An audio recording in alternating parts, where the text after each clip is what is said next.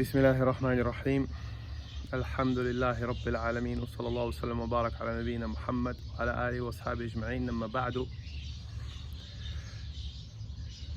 The Ummah is in crisis and we are now witnessing a large-scale war on social media between Muslims, mainly in the West but also outside of the West, on an issue that is absolutely a side issue, where it is boycott.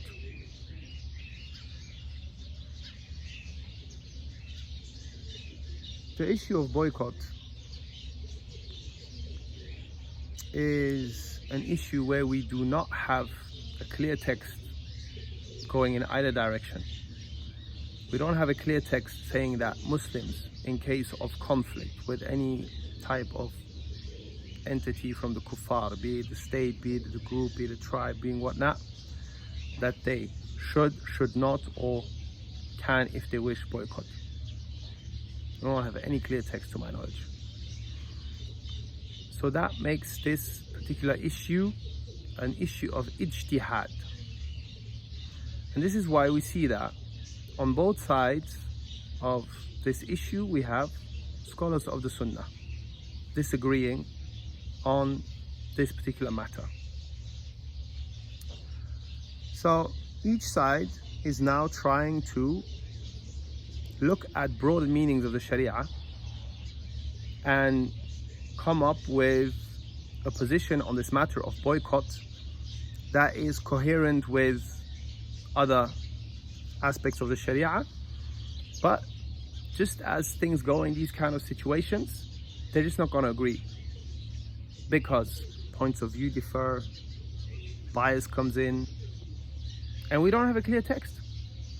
So we see that the scholars of the Sunnah on this particular matter, they disagree with a good amount of respect. However, we see that far below we have a mass of people on social media mainly that have made this particular issue like a landmark between haqq and batil. So one side accuses the other side of being khariji and whatnot, and the other side accuses this side or the first side of being hypocrites and traitors, etc. And that's all really just kalam fadi and just a lack of maturity. As far as I'm concerned, I don't really have an opinion on the issue because I know it's difficult. I don't really understand why Muslims would go to Starbucks or whatnot. It's this whole culture of consuming these particular brands.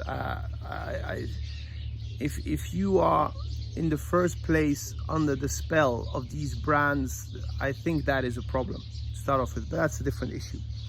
However, there's a question that I would like to ask the people who call for boycott. So you make a rational case for boycott, and that is perfectly acceptable.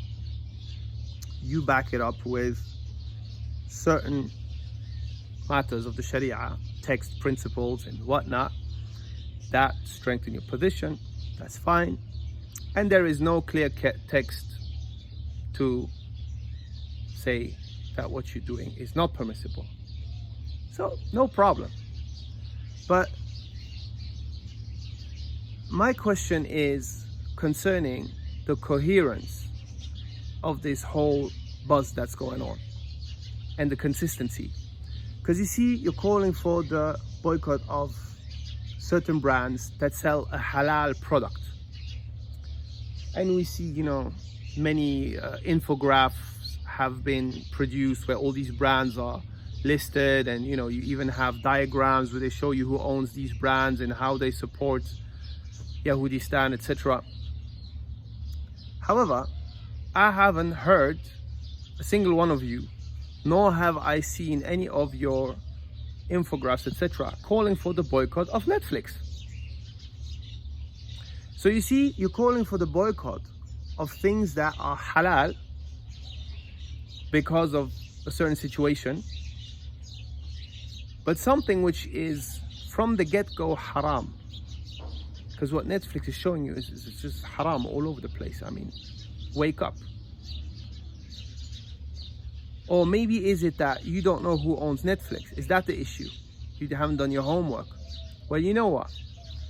Just Google who owns Netflix, then copy paste that name into Wikipedia, and then look at what this guy and his woman, assuming it is a woman, what they're up to, what movement they have launched and sponsor and support, and what they're trying to achieve at the moment. And then ask yourself, or I want you to ask yourself, how come Netflix isn't being called to be boycotted? And my personal opinion on this, I mean, I might be wrong, it's just my opinion. You're absolutely, it's your most basic right to disagree with me on this. But my opinion is that you're all too addicted to that filth. Because that filth is designed to make you addicted. And it's very well designed because it works pretty well. So I'm calling for the boycott of Netflix. Number one, because what they do is haram. And what they present to you is haram for you to let that into your mind through your eye and your ears. And number two, because of what they do with your money that you pay them. So there are books written on how you can detox from this filth. So a famous book is Dopamine Detox. I haven't read that one, but I heard a lot of good about it. Another one that I have read, and I advise Muslims to read, is Atomic Habits. For you to disengage from this nonsense that pollutes your mind.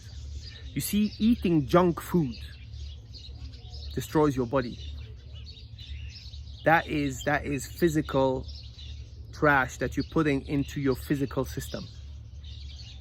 But all this Netflix consumption and talk about Netflix, but I know there are many others out there, but I just believe Netflix is the worst one. You see, that is what poisons your mind and your spirit. You see, Allah tells us, إِلَّا مَنْ أَتَى اللَّهَ بِقَلْبٍ سَلِيمٍ. Those that are going to be successful are only the ones that come to Allah with a sound heart. Everything we do in Islam is for the purpose of cleansing our inside, making our inside sound. What sense does it make for you to go to Salah, read Quran, and then watch Netflix? You're building here, you're destroying there. Wallahu a'lam. Subhanaka Allahumma bihamdik. Ashhadu an la ilaha illa anta astaghfiruka wa atubu ilayk.